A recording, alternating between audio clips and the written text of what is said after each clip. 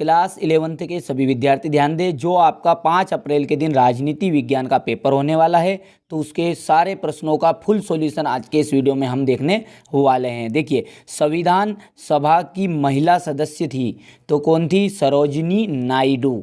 व्यक्तित्व के उच्चतम विकास हेतु निम्नांकित में से क्या परम आवश्यक है? तो देखिए, कानून की, न्याय व्यवस्था की, संपत्ति के अधिकार। तो सबसे ज़्यादा है परम आवश्यक अधिकार। बहुल कार्यपालिका का श्रेष्ठ उदाहरण है स्विस संघीय परिषद। इसके बाद में है चौथा, भारतीय संविधान में संघवाद के लिए जिस शब्द का प्रयोग किया गया है वहाँ कौन है? चाहे तो कि इंडिया है, कि भारत है, कि इनमें से कोई नहीं, कि यूनियन। तो यूनियन शब्द का भारत संविधान में संघवाद के लिए सबसे ज़्यादा प्रयोग किया गया है। ठीक है, चलिए इसके बाद में है भारतीय संविधान के दर्शन का प्रमुख तत्व है तो उदारवाद भी है, सामाजिक न्याय भी है, धर्मनिरपेक्षता भी, अर्थात उपयुक्त सभी इसका राइट ऑप्शन हो जाएगा। अगला है अधिकार उन सामाजिक व्यवस्थाओं का नाम है जिनके बिना कोई व्यक्ति पूर्ण रूपेण विकास नहीं कर सकता। उक्त कथन निम्नलिखित में से किस विद्वान का है? तो देखिए, लॉस्की ने यहाँ कथन दिया था। देखिए, ये ऐसे सेट में आपको बता रहा हूँ जो 100% आपके 5 अप्रैल के दिन पेपर में आने वाले 4 सेट में आपको बताऊंगा। ये पहला सेट है, बढ़िया से कंप्लीट करिएगा। संविधान निर्माण सभा के परामर्शदाता रिक्त स्थान थे तो उनके दाता थे B.N. राव। तो यहाँ लिख दीजिएगा B.N. राव। ठीक है। मुख्य निर्वाचन आयुक्त की पदोच्युति संसद द्वारा डेडेस प्रस्ताव पारित करके संभव है तो महाभियोग।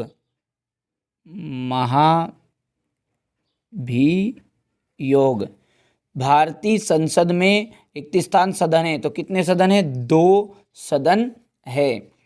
चलिए इसके बाद में है नगर निगम नगरीय प्रशासन की शीर्ष इकाई है तो यहाँ आ जाएगा नगर निगम। नगर निगम।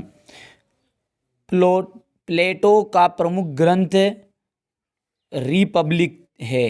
क्या है? रिपब्लिक।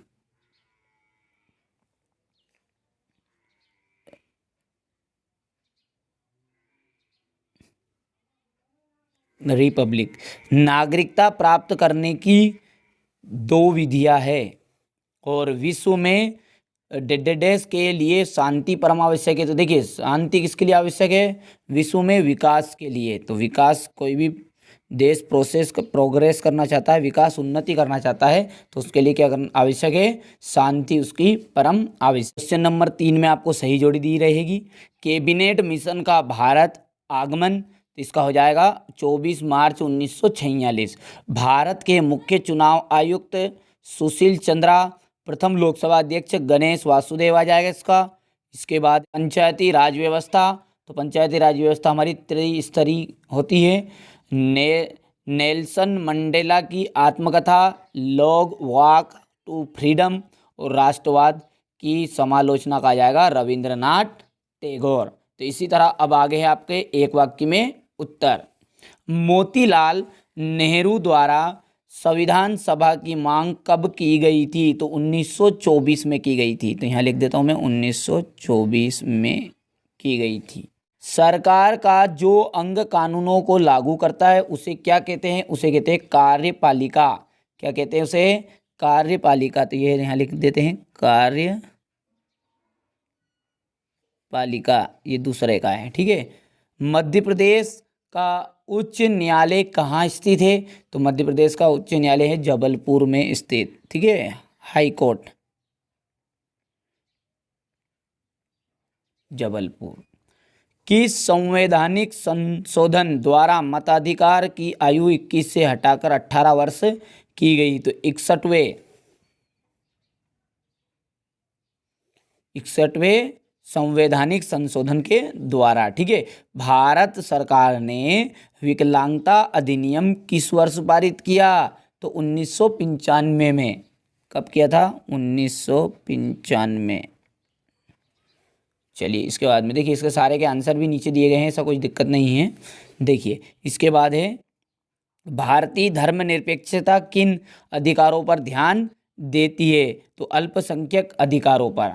और movement for survival of Ogoni people आंदोलनों किसके द्वारा चलाया गया? तो केन सारो विवा के द्वारा ये चलाया गया था। ठीक है, चलिए इसके बाद में आपका सत्य और असत्य।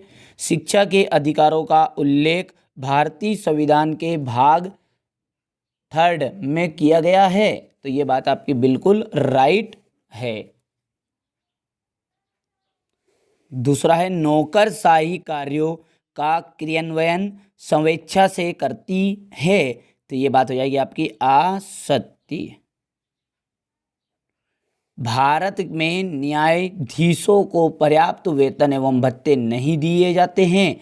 तो देखिए भैया, न्यायाधीशों को पर्याप्त वेतन भी दिया जाता है और भत्ते भी दिए जाते हैं। तो पर ये बोला नहीं दिए जाते, तो ये बात हो जाएगी आपकी असत्य। धर्म और राज्य परस्पर एक दूसरे से संबद्ध होने चाहिए। देखिए, धर्म और राज्य परस्पर एक दूसरे से संबद्ध होने चाहिए। तो ये बात है आपकी असत्य।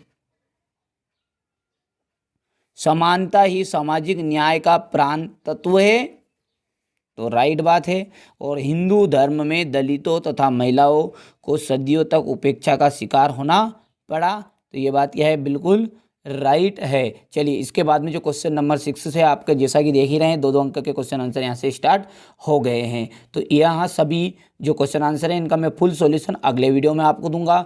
मैं आपको 4 सेट बताऊंगा, चारों को आपने अच्छे से कंप्लीट कर लिए तो ये 100% दावा है कि जो 5 अप्रैल के दिन राजनीति विज्ञान का पेपर होगा उसमें आपका 1 अंक भी नहीं कटेगा। पर शर्त यहाँ है कि चारों सेटों को अच्छे से कंप्लीट करना पड़ेगा। यदि चैनल पर पहली बार है तो सब्सक्राइब करना ना भूलें, और अभी तक सब्सक्राइब नहीं किया तो सब्सक्राइब किए बिना मत जाइएगा।